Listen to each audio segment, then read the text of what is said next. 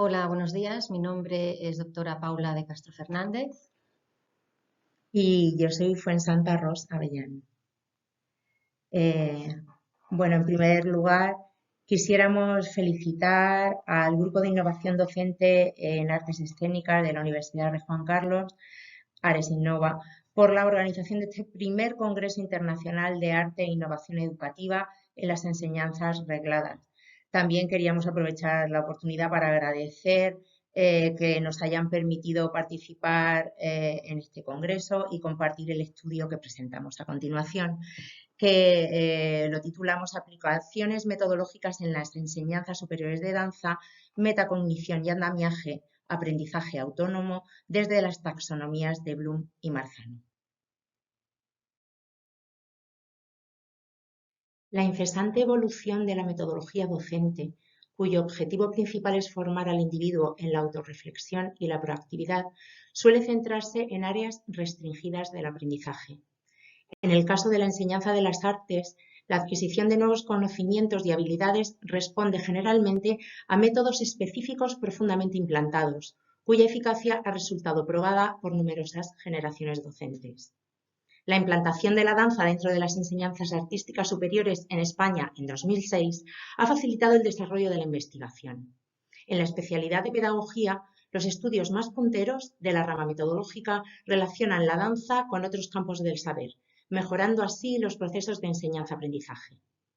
Uno de los objetivos primordiales se centra en la autonomía del alumno a la hora de implementar nuevos conceptos. Se trata de llevarle no solo hacia un óptimo nivel de conocimientos y de ejecución técnica y artística, sino hacia un estado de autoconocimiento que le permita la máxima autonomía desde el primer paso a la profesionalización.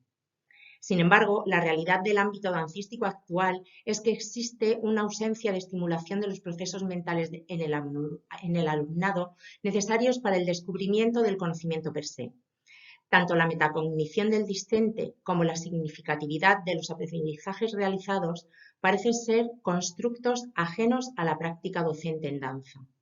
Ausubel defiende su concepto de aprendizaje significativo, cuya aplicación facilitaría y acortaría el periodo de formación del artista escénico y optimizaría la calidad de los procesos de aprendizaje.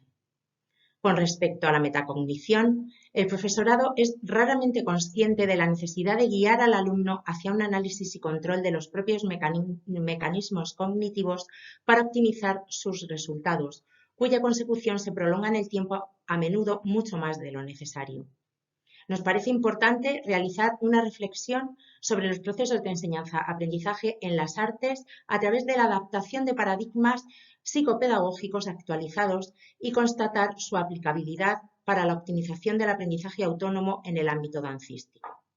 Exponemos aquí un ejemplo de la aplicación de algunos paradigmas psicopedagógicos actualizados y adaptados a la enseñanza de la danza.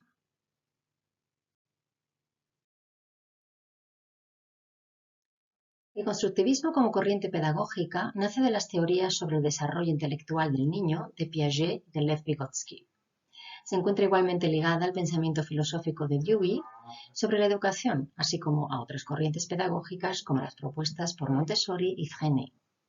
El denominador común entre todos estos pedagogos y pensadores es la convicción de que el alumno debe ser un sujeto activo, es decir, debe pensar por sí mismo, descubrir, experimentar, aprender haciendo.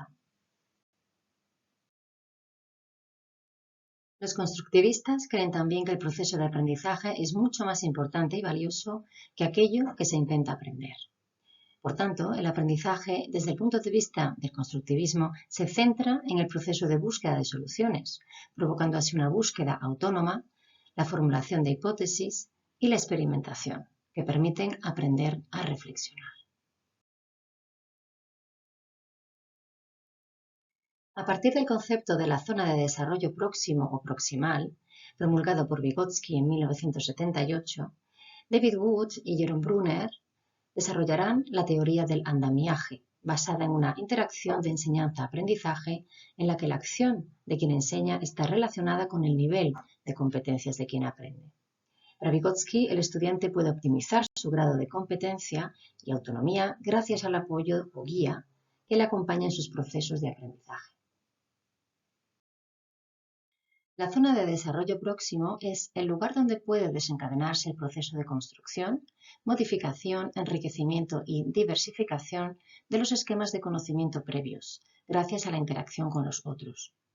Una vez localizada la zona de desarrollo próximo por el profesor o guía, se procederá entonces a cuestionar sus significados, que es la provocación de retos y desafíos cognitivos, buscando la modificación de los esquemas por parte del alumnado. Dichos retos deben ser abordables y afrontables gracias al apoyo del profesor y a la implementación de las propias habilidades. Finalmente, la verbalización por parte del alumnado de la experiencia servirá para reconceptualizarla. La taxonomía de Benjamin Bloom, basada parcialmente en las teorías conductistas y cognitivistas, clasifica los objetivos de aprendizaje en 6 niveles jerárquicos, desde el más simple al más complejo. Esta distribución en niveles se refiere a las actividades que de forma progresiva el profesor debe ofrecer al alumno para llegar a alcanzar los objetivos discentes fijados. Bloom se basa en 3 ámbitos para ello. En primer lugar, el ámbito cognitivo, en el que incluye el conocimiento, la comprensión, la aplicación, el análisis, la síntesis y la evaluación. En segundo lugar, el ámbito afectivo, que se trata de responder, valorar, organizar, caracterizar. En tercer lugar, el ámbito psicomotor, que no ha sido realmente desarrollado. Para cada nivel existe una serie de verbos de acción que permiten identificar con precisión los objetivos de aprendizaje, formulándolos como capacidades a desarrollar en el alumno. La taxonomía de Bloom fue revisada por sus discípulos Anderson y Krathwohl en 2001. Veamos ahora la utilidad de la pirámide de Bloom para el docente. La organización de las actividades de aprendizaje debe seguir una lógica pedagógica, en secuencias desde lo más simple a lo más complejo. Bloom aporta un instrumento que permite planificar la secuenciación del trabajo, además de facilitar el hecho de que cada objetivo se mida según la situación a la cual exponemos al aprendiz y a nivel de la actividad de aprendizaje en el que se encuentra. Esta clasificación, también denominada taxonomía de los objetivos educativos o nueva taxonomía, ha sido propuesta por Marzano y Kendall en 2007, en base a la taxonomía de Bloom. Sin embargo, se distingue de ella por incluir ciertos aspectos novedosos sobre los procesos mentales. En realidad, Bloom perseguía con su taxonomía realizar un análisis y una clasificación del procesamiento de la información en el ser humano. Sin embargo, su teoría fue adoptada en el ámbito educativo como clasificación de objetivos de aprendizaje y aplicada mayoritariamente en los procesos de evaluación. La utilidad de la taxonomía de Marzano y Kendall radica en que, más allá de aplicarse en la formulación de objetivos y resultados de aprendizaje, en la evaluación y el diseño del currículo, toma en cuenta la modificación de esquemas cognitivos, del cambio a través de la tarea. Además, por primera vez aparece el concepto de metacognición en este tipo de clasificaciones, que solían obviar el autoconocimiento, la capacidad estratégica y las emociones del discente. Marzano y Kendall aluden a 3 sistemas mentales: el cognitivo, el metacognitivo y el interno o self. Se considera cada nueva tarea como una oportunidad de cambio y su aceptación voluntaria dará por resultado la activación de los demás sistemas: el self, el metacognitivo y el cognitivo. La motivación juega además un papel crucial en este punto, ya que es el detonante de la acción de aprendizaje y acrecienta las posibilidades de éxito. A partir del sistema metacognitivo se establecen las metas y las estrategias necesarias para la consecución de los objetivos y se activa el sistema cognitivo encargado del procesamiento de la información que se maneja durante la tarea. Para ello se realizarán entonces operaciones como comparar, inferir, analizar o calificar. La metacognición alude fundamentalmente al concepto de conciencia. Desde la perspectiva pedagógica designa, por una parte, los conocimientos introspectivos y conscientes que el alumno posee de su propia forma de aprender y por otra su capacidad para regularla. Podemos decir que el alumno ejerce su metacognición cuando reconoce explícitamente su funcionamiento cognitivo, o bien cuando controla y adapta, intencionalmente, este último con el fin de conseguir un objetivo de aprendizaje. Deducimos entonces que el concepto de metacognición presenta dos componentes: el declarativo, compuesto por los conocimientos que el alumno construye de forma consciente, conocimientos ligados a la persona, a la tarea y a las estrategias de aprendizaje, y el segundo componente es el relativo a la capacidad de regular el propio aprendizaje, tipologías, planificación, control y ajuste tras su evaluación. Por tanto, la importancia de la metacognición para la educación radica en su estrecha relación con el aprendizaje autónomo y autorregulado y la capacidad de aprender a aprender. Esta necesidad sobre la que se centra gran parte de la investigación pedagógica actual conlleva una nueva, el enseñar a aprender. Analizaremos ahora la aplicabilidad de las taxonomías de Bloom y Marzano como paradigmas de la adquisición del conocimiento en las artes, y más concretamente en la danza. Veremos cómo es posible adaptar su sistemática a los procesos cognitivos y metacognitivos necesarios para abordar con éxito la situación de aprendizaje. Como podemos observar en la tabla de aplicación de las taxonomías al trabajo de un paso de danza, denominado Sisson, en la primera fase, que sería la fase de recordar dentro del dominio del conocimiento, encontramos acciones como el profesor mostrando y explicando el paso, el alumno recuerda el paso previamente enseñado y el trabajo de la nomenclatura. En la segunda fase, comprender, encontramos acciones como el reconocimiento de este paso como perteneciente a la familia de los saltos, de 2 pies sobre un pie, que se puede realizar en múltiples posiciones.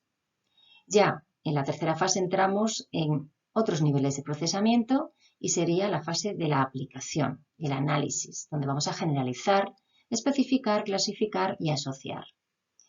Las acciones serían pues, el intentar ejecutar un Sisson en diferentes posiciones y la resolución de problemas con el andamiaje, por ejemplo. En la siguiente fase, analizar, vamos a utilizar este conocimiento, vamos a investigar, experimentar, vamos a tomar decisiones.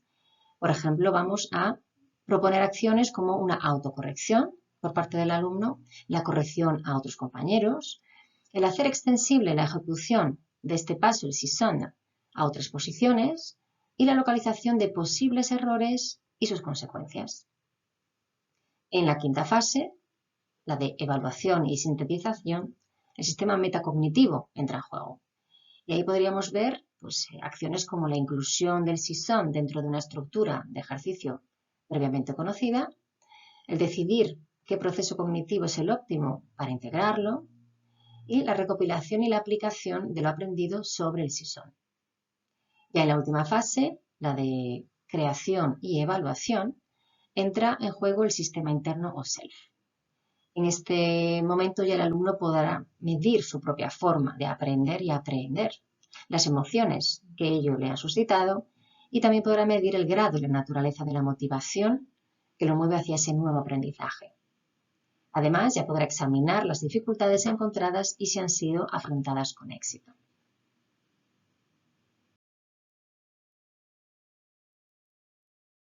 En esta tabla podemos ver las aplicaciones de las taxonomías al trabajo de una coreografía completa.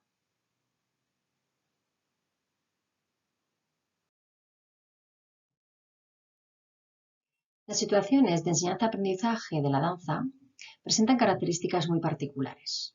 Podemos decir que generalmente existe una ausencia de estimulación de los procesos mentales en el alumnado, necesarios para el descubrimiento del conocimiento per se. Igualmente, la creación de las condiciones óptimas de aprendizaje, basándose en la idiosincrasia de cada alumno y adaptando su intervención en función de sus capacidades y expectativas, no resulta factible, dada la naturaleza grupal de la enseñanza de la danza. Sin embargo, la teoría social constructivista de Vygotsky sobre la zona de desarrollo próximo es claramente aplicable, ya que se trabaja siempre en base al nivel de desarrollo real y al potencial de los estudiantes. El apoyo del docente en los procesos de aprendizaje, tal y como lo define Brunner en su teoría del andamiaje, sí pertenece a la didáctica de la danza, siendo una ayuda primordial para la adquisición de los aspectos técnicos, principalmente. De forma general, observamos también que es el modelo por indagación y descubrimiento uno de los más aplicados en el aprendizaje de la danza. El alumno consigue así construir sus propios significados desde los diferentes inputs recibidos. Sin embargo, pese a que los principios constructivistas del aprendizaje significativo se hallan presentes en las enseñanzas artísticas desde el punto de vista teórico, la realidad práctica se revela muy diferente. En lugar de fomentar la actividad mental constructiva, en la danza se suele trabajar de forma mecánica y repetitiva, olvidando que el objetivo máximo de estos procesos de enseñanza-aprendizaje es aprender a aprender. Aunque las múltiples metodologías de la enseñanza de la danza promulgadas por las principales escuelas establecen una progresión en la introducción de los contenidos, los objetivos suelen presentar un carácter meramente técnico. Tanto la metacognición del discente como la significatividad de los aprendizajes realizados parecen ser constructos ajenos a la práctica docente en danza. La danza podría verse, sin embargo, enormemente favorecida con la aplicación de todos estos conceptos de aprendizaje significativo y zona de desarrollo próximo, ya que facilitaría y acortaría el periodo de formación y principalmente optimizaría la calidad en los procesos de aprendizaje. Con respecto a la metacognición discente en la danza, el profesorado es raramente consciente de la necesidad de guiar al alumnado hacia un análisis y control de los propios mecanismos cognitivos para optimizar los resultados. El aprendizaje en la danza se basa en la repetición, tras una explicación del proceso ideal de ejecución motora, del paso o secuencia a objeto de estudio.